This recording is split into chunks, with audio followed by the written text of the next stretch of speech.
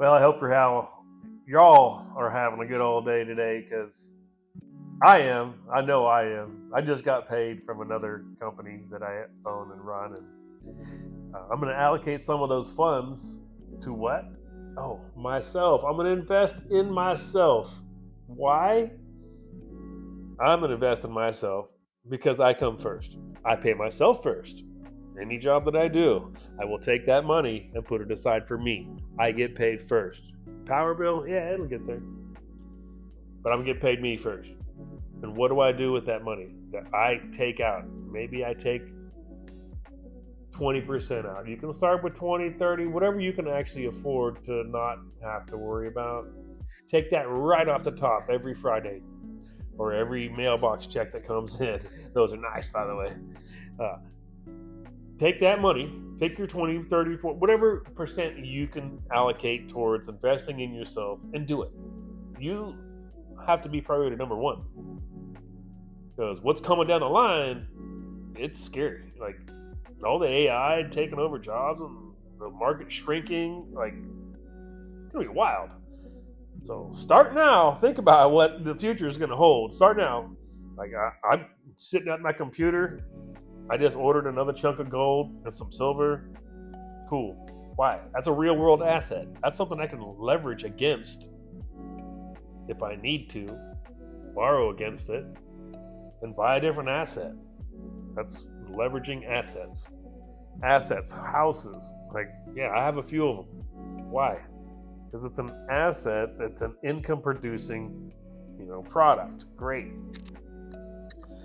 Some of them are losers, some of them are winners. It all depends on how you work it.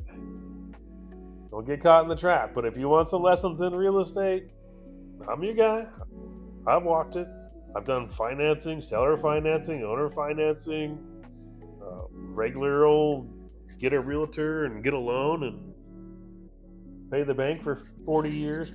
Wait, no, it's 50. Yeah, they moved it to 50 years. I should say something to you. What is that dollar bill worth? Think about that. Wow. And it's not that the dollar is getting weaker. It's just the value is shrinking. Like, they're going to print it. They're going to make more of it. So that piece of paper is going to be just that, a piece of paper. Here's what they're not making more of. Gold, silver, platinum, copper. I mean, it doesn't just magically come out of the printer and they print off $10 billion worth of it. Tangible things like that is a good start. Even gold coins or silver coins, if you can't do gold, get, anything 1964 and older in a quarter, grab some of those. It doesn't matter. It's something to get you started. Why don't you go check your closet like I did the other day? And I found some baseball cards and some basketball cards. And I found actually Sean Kemp's rookie card, amazing, from the Seattle Sonics when they were once upon a time a team. Anyways, looked it up. It was $15K. That's a 15 rack. Damn. That's not a bad deal. So I put that back in the safe and walked away. But, there's all kinds of things that you can leverage against too. If you're looking to leverage assets and get another asset, get one that's going to pay the interest tenfold, right? Like I may leverage across all my assets and buy another business. Buying a business, what's that do? Well, that produces more income. And how do you do that? Well, basically what you do is you go find a business that you like or something that has interest to you, say landscaping business, for example.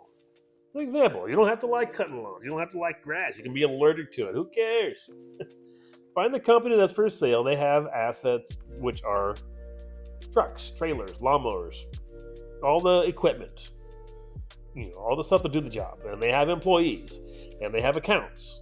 Well, hey, the owner just wants out. Perfect. Let's look at the numbers. Let's see what you got.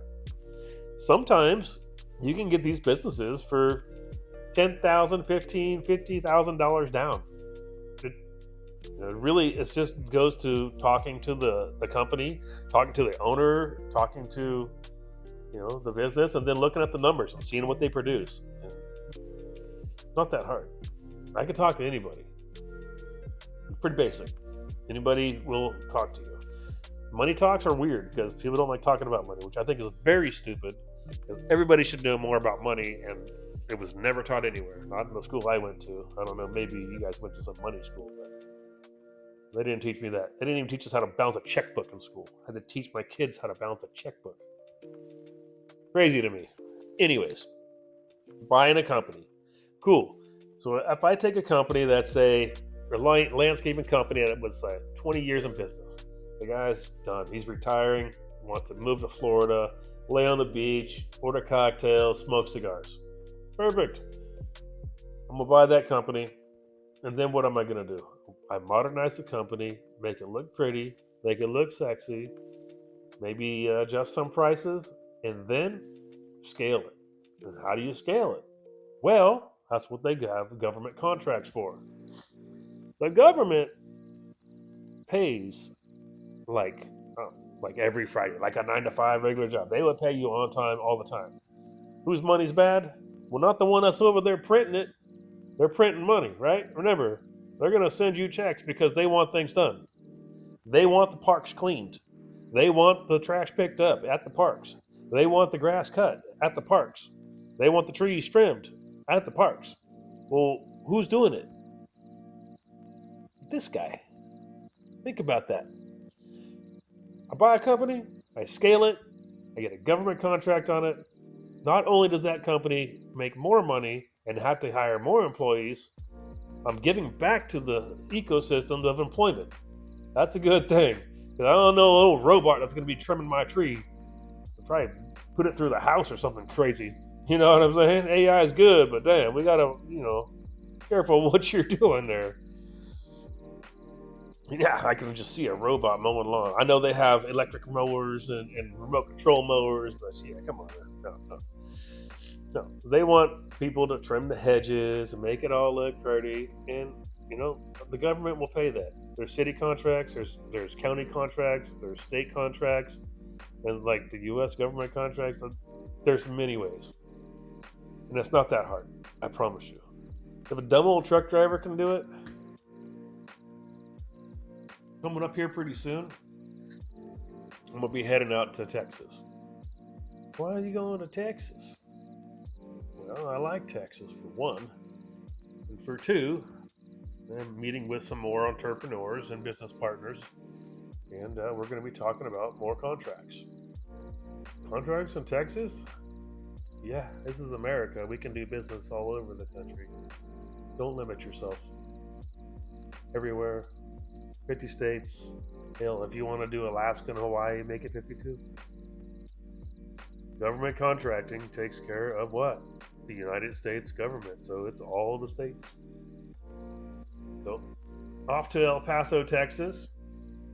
Meet with some very highly qualified engineers, government officials, not engineers. Try to cut that shit out.